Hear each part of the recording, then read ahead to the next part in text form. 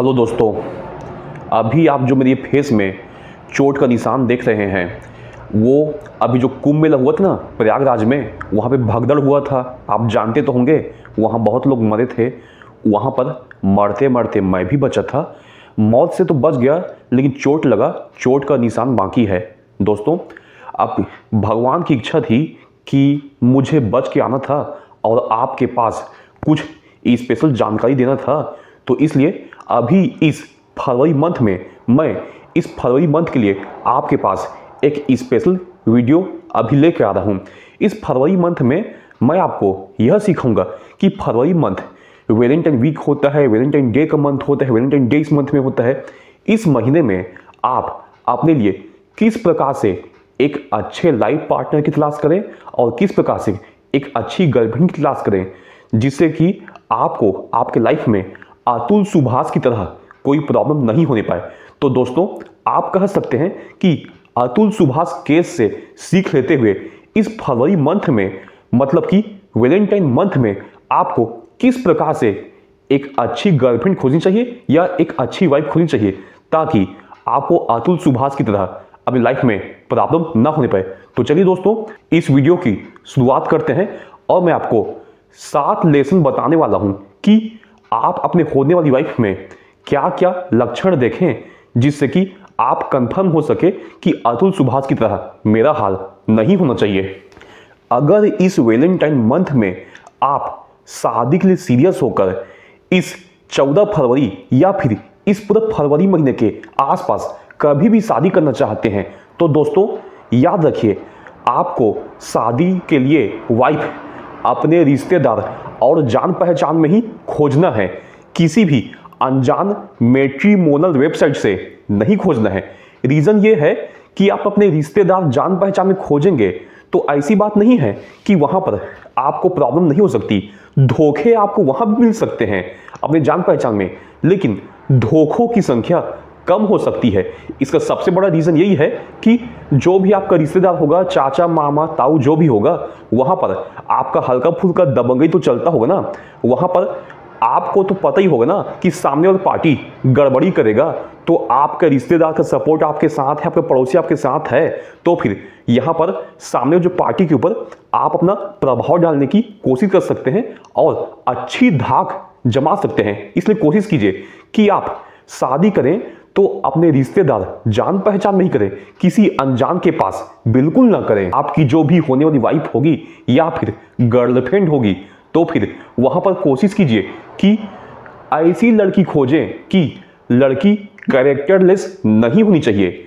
अब आप सोच रहे होंगे कि लड़की के कैरेक्टरलेस नहीं होने से मेरे को कोई फर्क नहीं पड़ता, मैं ओपन माइंडेड पर्सन हूं, मेरे भी पहले गर्लफ्रेंड थे तो उसके भी बॉयफ्रेंड होंगे, तो मेरे को क्या आपत्ति हो सकती है। इसलिए आप सोच रहे होंगे कि इसलिए उसकी कैरेक्टरलेस होने का भी मुझे कोई आपत्ति नहीं है।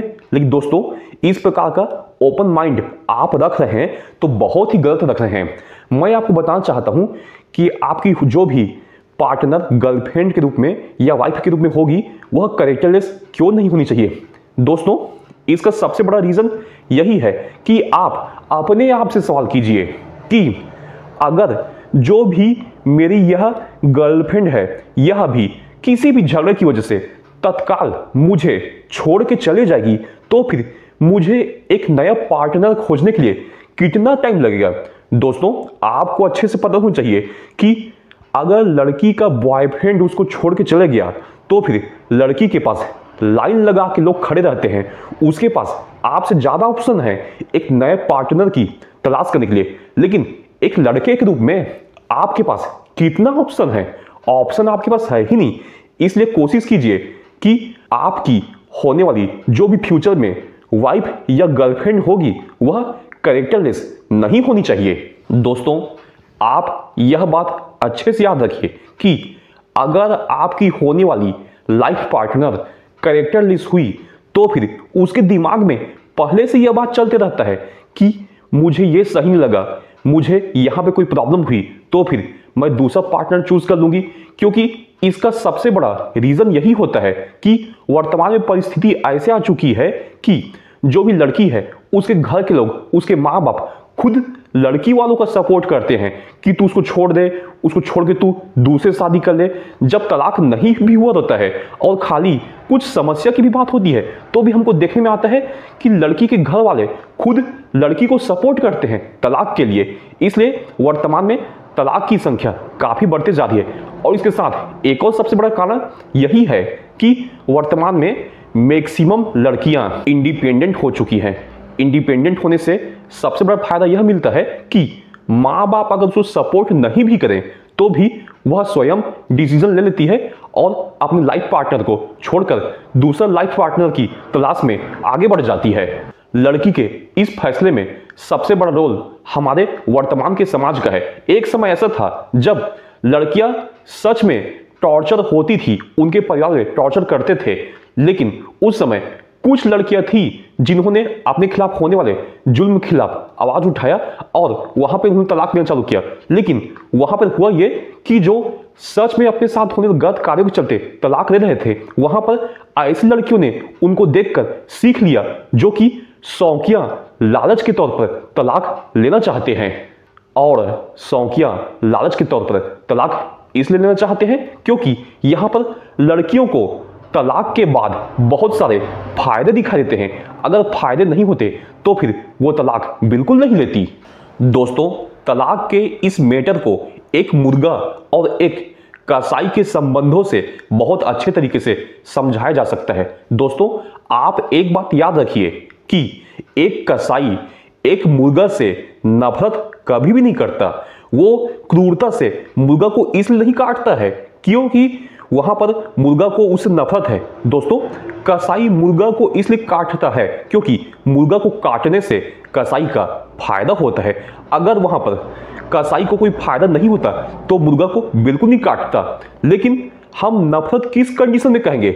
अगर उस कसाई को मुर्गा को काटने से एक भी रुपया का फायदा नहीं हो रहा है, उसके बाद भी वह मुर्गा की हत्या किए जा रहा है, तो फिर आप वहां कह सकते हैं कि वहां पर जो कसाई है मुर्गा से नफरत करता है, इसलिए वह उसकी हत्या कर रहा है। सेम यही कंडीशन हम वर्तमान के समाज में तलाक के ऊपर भी कह सकते हैं।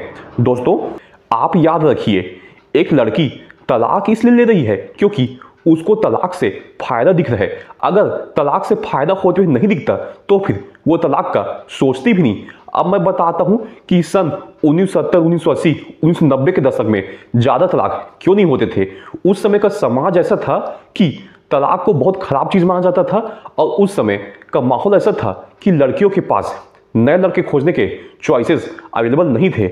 उस समय मैक्सिमम लेडीज घर में रहती थी और वहां पर ऐसा होता था कि तलाकशुदा के लिए नए जो भी लाइफ पार्टनर खोजने का काम है वो बहुत मुश्किल हो जाता था। लेकिन वर्तमान में समाज में खुलापन आ चुका है, इसके साथ ही समाज में लिबरलाइजेशन बहुत बढ़ चुका है, जिसके चलते लेडीज स्वतंत्र हो चुकी हैं, जिसके चलते अब उनको महसूस हो रहा है कि अगर मेरे को ये लड़का में कुछ सही नहीं दिखा तो फिर इसको केस कर दूंगी। अगर मैं बच्चा रहेगा तो फिर मैं तो केस जीत ही जाऊंगी ना, क्योंकि मैं तो कुछ कमा नहीं रही हूं और ये इतना अच्छा खासा कमा रहा है तो ये तो मेरे को पैसा देगा ही देगा, कोर्ट से केस जीत ही जाऊंगी।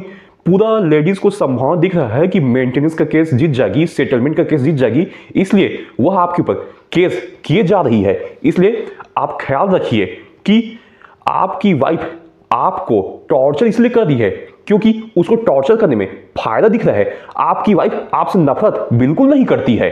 इसका सबसे बड़ा एग्जाम्पल सन 1997 में आई मूवी टाइटैनिक है, जहां पर लड़की को पैसा नहीं चाहिए था बल्कि प्यार चाहिए था, वो भी भर भर के प्यार चाहिए था। और इसका जस्ट अपोजिट एग्जाम्पल भी मैं आपको देता हूं।